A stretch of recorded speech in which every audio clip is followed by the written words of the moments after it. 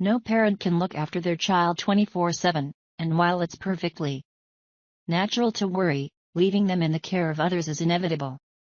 But the unfortunate reality is that you never really know whom you can trust. 10. Christine Falling. In 1963, Christine Falling was born in Florida to an unwed teenage mother. She never had an easy life. Her mother briefly married an 84-year-old junkyard worker before abandoning Christine and her sister, Carol. The girls were later adopted into an abusive home, where Christine lived for 2 years before reuniting with her mother and marrying her new stepbrother. 9. Melissa Haskell. Losing a child is pretty much the worst experience any parent can go through. But the pain isn't limited to mourning. Years after the death, many parents are haunted by questions of why and what if. Usually, these questions are rhetorical and will fade over time as the parents come to terms with their loss. But not for one Iowa couple. 8. Angelica Castillo.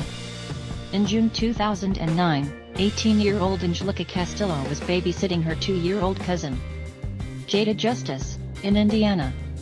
Jada's mother, Melissa, had taken her to Indiana for a 2-week trip, during which time they stayed with Angelica and her living boyfriend, Timothy T. Kachik. 7. Betty Smithy. In December 1962, 20-year-old Betty Smithy responded to a newspaper ad for a live-in babysitter in Phoenix. She was promptly hired to look after a family of 4 children. On New Year's Day 1963, 15-month-old Sandy Gerberick was found dead. 6. Lori Dan. Lori Dan was a relatively normal, if somewhat shy, girl growing up. Coming from a well-off background, Dan never had any major aspirations in life other than to find a rich husband, which she achieved, but not before a little help from a plastic surgeon. 5. John Robert Freeman Jr. On the night of August 27, 2008, Crystal Walker left her 5-year-old daughter, Isabella, in the care of her great-grandparents, Henry and Sharon LaSalle. When they decided to go to bed, they left their neighbor, 16-year-old John Freeman, in charge.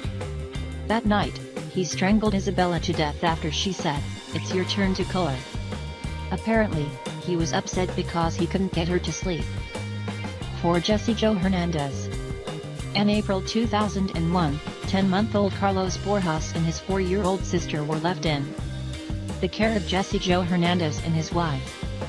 While both the children's mother and his wife were out of the house, Hernandez beat the 2 children, possibly with a flashlight.